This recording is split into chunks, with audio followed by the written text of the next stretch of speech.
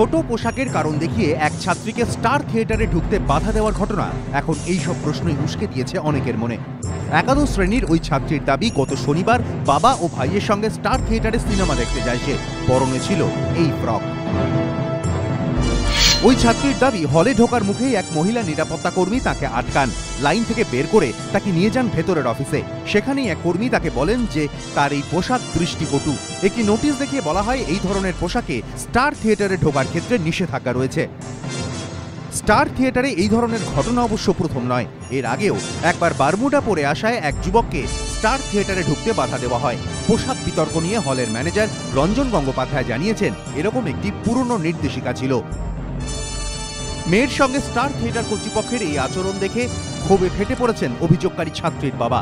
তার প্রশ্ন, কোন পোশাক শালীন, কোনটাই বা দৃষ্টিকটু, তা ঠিক করার দায়িত্ব হলের কর্মীদের কে দিয়েছে?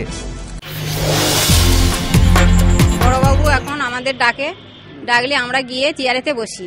প্রথমে সাদা কাগজ বার করলে আমরা বললাম এটা কিসের কাগজ, তখন বললো এই কাগজটায় তোমাদের সই করতে হবে। ভাঙড়কান্দে সাদা কাগজে সই করতে চাপ দেওয়ার অভিযোগ অব্যাহত। এবার সরাসরি পুলিশের বিরুদ্ধে অভিযোগে সরব নিহত রমেশ ঘোষালের বৌদি। তার দাবি, শনিবার লেদার কমপ্লেক্স থানায় ডেকে পুলিশ তাঁদের সাদা কাগজে সই করতে চাপ দিয়েছিল। সই না করলে আরাবুলের লোকেদের ছেড়ে দেওয়ারও পুলিশ হুমকি দেয় বলে অভিযোগ। ভাঙড়কাণ্ডে অভিযোগের আঙুল আরাবুল ইসলামের দিকে উঠলেও তাকে পুলিশ ছোঁয়নি। উল্টে আরাবুলের দলবলই থানার পাশে ঘুরে বেড়াচ্ছে বলে দাবি নিহত রমেশ ঘোষালের পরিবারের। এই পরিস্থিতিতে আর পুলিশ প্রশাসনের ওপর ভরসা রাখতে পারছে না তারা। বিচার পেতে আদালতে যাবে বলে ঠিক করেছে।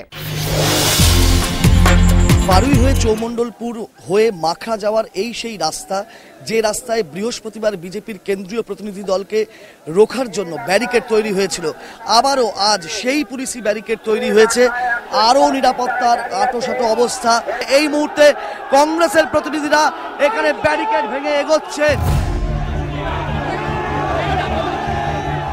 ফের এভাবেই বিরোধীদের আটকাতে তৎপর প্রশাসন। বৃহস্পতিবার মাখরা যাবার পথে যেখানে বিজেপির কেন্দ্রীয় প্রতিনিধি দলকে বাধা দেওয়া হয়েছিল, ঠিক সেই জায়গাতেই শনিবার আটকানো হলো কংগ্রেসের প্রতিনিধি দলকেও। ভেঙে পড়ে ব্যারিকেড, ধস্তাধস্তি শুরু হয় পুলিশের সঙ্গে।